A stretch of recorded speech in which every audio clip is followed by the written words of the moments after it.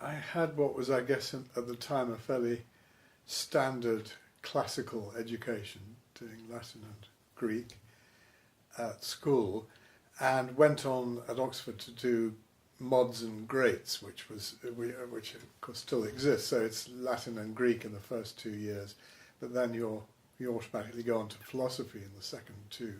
So in a way, I was kind of channeled into it by the system, and at first, I think, didn't find it particularly congenial. It was a time when there was a rather dreary conception of sort of ordinary language philosophy.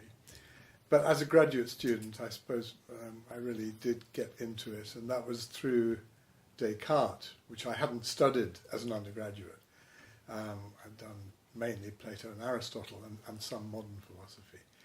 So the interest kind of grew over time, I guess, starting with the contingencies of life rather than any direct choice. And this evening you're going to be talking to us about the passions and religious belief. I was wondering if you could possibly give us an overview of the talk that you're going to give.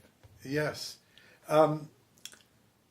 Well, as someone who's worked a lot on Descartes for a lot of my career, he is often described as a rationalist philosopher, and that partly means moving away from the senses and the emotions to pure a priori reasoning, at least that's the connotation.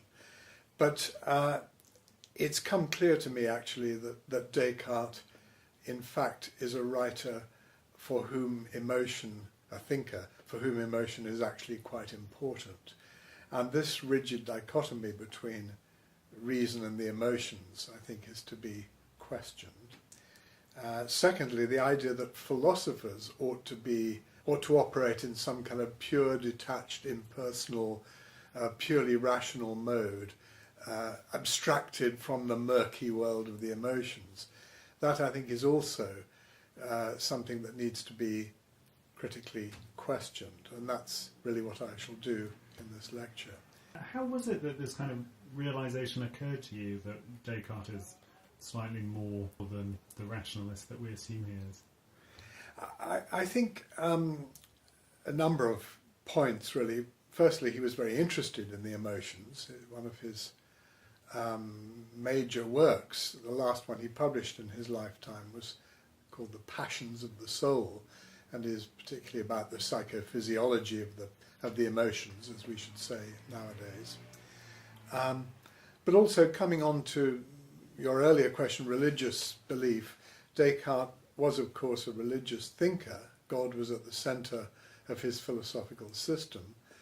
And in his masterpiece, The Meditations, the role of reason, of course, is prominent, but also, as I shall try to suggest tonight, at certain key points in the argument, it's clear, I think, that the inquiry isn't a pure, detached, analytic, in the modern sense, inquiry, but is something of a personal encounter. And in that encounter, emotions like wonder, awe, joy play an important role. And I think there's a general lesson there for the nature of religious belief. To what extent do you think that this direction that you're taking is influenced by the feminist research that you see in Cartesian scholarship, which foregrounds embodiment? Yes, I think embodiment is important, and indeed, I think the involvement of feminist scholars in this, as in many areas of philosophy, has been extremely important. I think I'd perhaps mention one who isn't particularly associated with Descartes, namely Martha Nussbaum, who has stressed the importance, in a famous article called Love's Knowledge, of what she calls porousness, being open, receptive, to some extent yielding to, for example, to a literary text, rather than remaining aloof and detached. And I think that, if you like, an epistemology of involvement, of openness, is crucial, not just in religion. I think it's important in philosophy of religion and insufficiently thought about, but in many other areas of human life.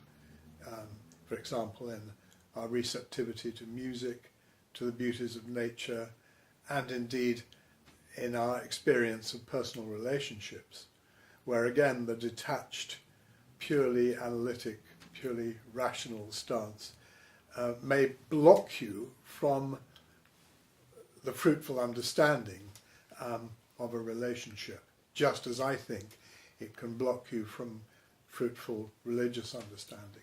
Leading on from this notion of emotional involvement with, for example, texts, I was wondering what it's like to have spent so much of your time communing with a philosopher who's been dead for 400 odd years or so. Well, funnily enough, this time next week I'm giving an inaugural lecture in a new series run by the British Society for the History of Philosophy, of which I was chairman some time ago. And I'll be taking as my theme there, why do history of philosophy? I don't think the reason one should do it is, as it were, purely antiquarian, although no doubt there's scholarly interests in that for those who want to do it.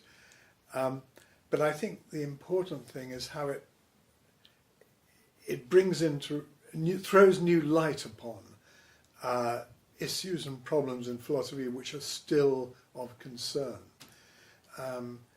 So I think it's important in addressing present-day problems to realise how they grew out of the past.